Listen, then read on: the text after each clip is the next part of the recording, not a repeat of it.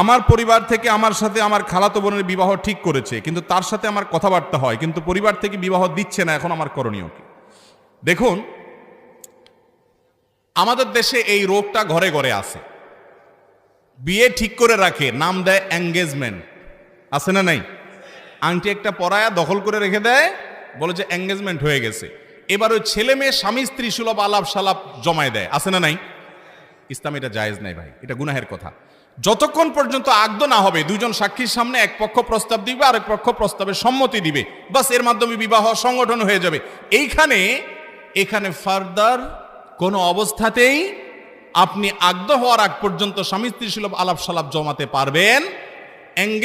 Engagement হলে বিয়ে হয় না, আগদটা অন্তত করে নেন।